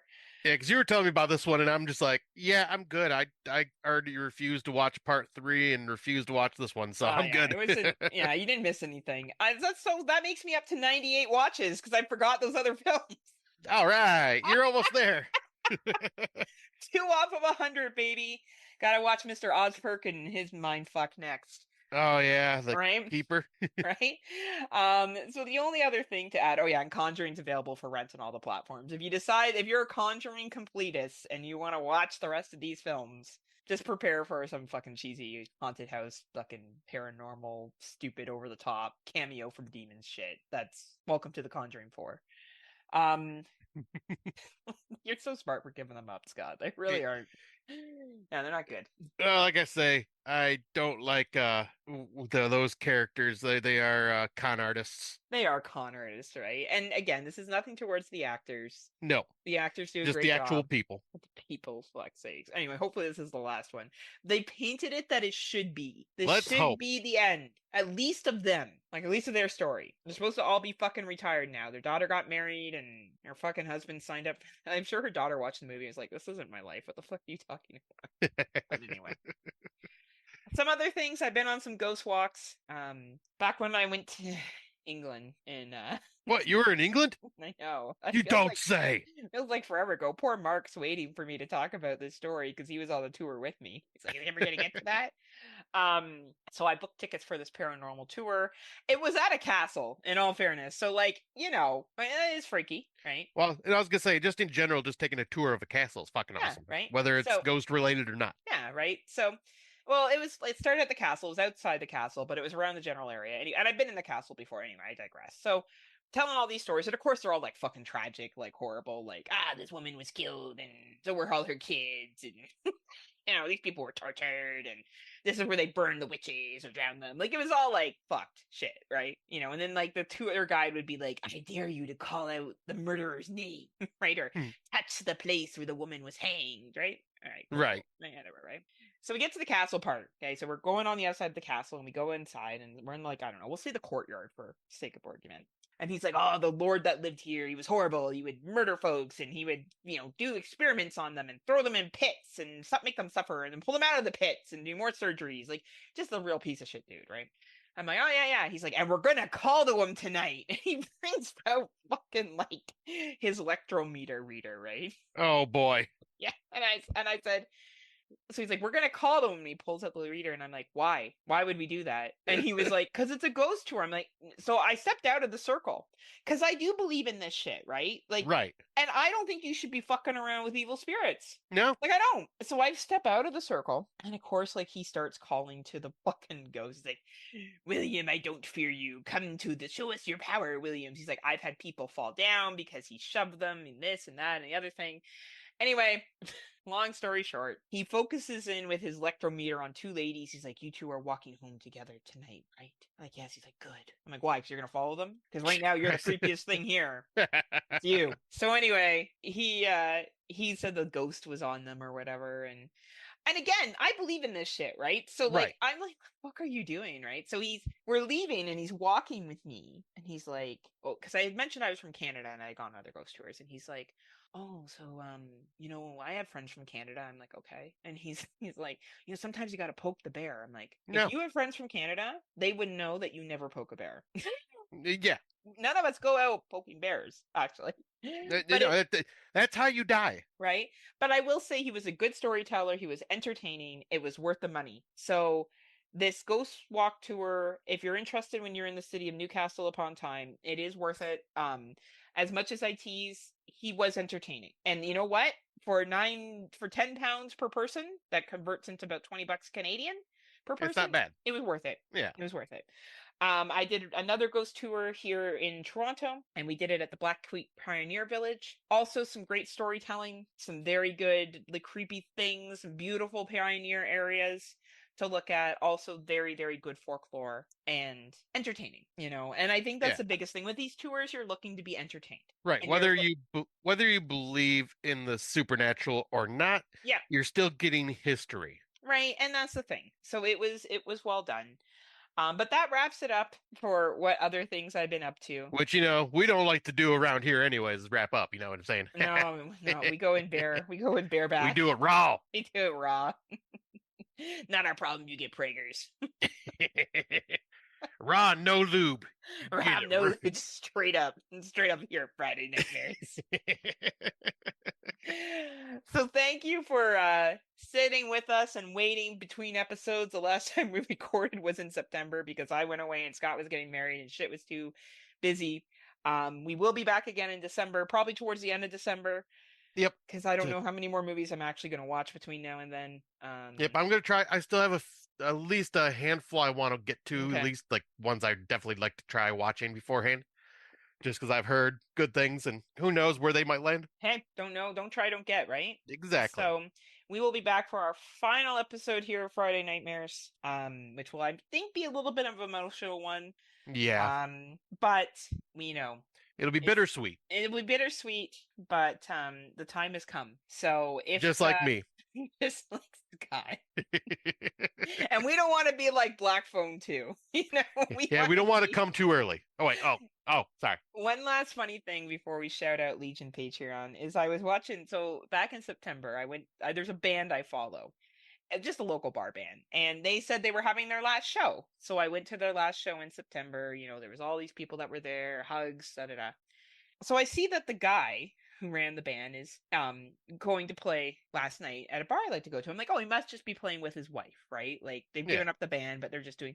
I come in and it's the band, but they've replaced the drummer and the bassist, and they're playing all the same beats. So I teased them afterwards. I'm like, so what is this? Like a situation where you were the Beatles, but now you're the Wings with Paul McCartney? Like I don't understand what's happened here, right? And then I thought about it. It'd be like me like saying, "Oh yeah, we're done, we're done, we're done, we're done," and then I come back in like March, and Yeah, I'm under like, a new podcast "Friday name. Frights," Yeah. and I like bring some person and we talk about 2026 movies, and like for a new segment, we talk about like the best of 80s or something, Yeah. right? Welcome to Saturday Dreams. Friday Frights and Saturday Dreams. And people are like, "This is Friday." I'm like, "No, no, no." We're retired. We retired that. No, this is something different without Scott. Even though it's the exact same format, I just got rid of him. Which I'm not doing. Just to be clear, everybody, you will not. Friday Frights and Saturday Dreams is not a real podcast. That is coming, I can I assure mean, you. maybe. No. Well, not from me anyway. Scott may do it with Erica, and he'll replace me. Oh yeah, I'll do it all right. Oh yeah, all night long. She's like, yeah, all night long. All night being Yeah, good go 10 minutes. go to bed, dear. Go to bed. But we are proud members of the Legion Podcast Network, have been for 5 years now. We are thankful for everything that they have done for us, and we are thankful for the podcast that they support. And if you are not supporting Legion yet through Patreon, Scott needs to know. Just gotta ask. What are you waiting for? What are you waiting for? The remake. What are you waiting for? What are you waiting for? Join us. Join us today at the Legion Podcast Network. Again, thank you to all of you who have supported us over the years. We will be back one more time to put this to bed. It will be a breakup dinner at Chili's. It will be. We'll have a few drinks. We'll shed some tears. We'll uh, talk about the good and the bad of uh, 2025. and the journey of us watching way too many horror movies. Yeah. Which, oh God. So yeah, if our next episode is our awards episode, I'll need to get my ass in gear now to start getting the list together. Oh my God, tell me about it. You need months still to plan it. Where I'm like the day before, I'm like, what do I feel today? Yeah, we definitely two different peas in a different pod there. Yes, we are. But don't you feel now a little elitist when people are like, "Oh, that movie"? You're like, "Yeah, I've seen it." Yeah, We exactly. watch so much shit now. Well, and I love it because everyone at work that watches horror movies or like occasionally watches horror films always comes to me, "Hey, have you watched this one yet?" "Oh yeah, I have." "Oh my God, we need to talk about it." You're like, peasant, please. You know who you're talking to. You're right. I'm Scott Crawford from the Friday Nightmares podcast. Like I am in, you know I am a big deal, right? I am the man, just to be clear. But yes, thank you to everyone for your support over the years, and we will be back. So, Scott, do you have anything to say to the good folks before we log off today? Yes, I just want to say, once again, thank you very much to everybody for supporting us throughout these years. This has been a wonderful journey, and yeah, next episode will definitely be bittersweet, but I'm glad that we can at least provide an ending to the show. But yeah, thank you so very, very much. And as always, unpleasant dreams, kiddies. See ya.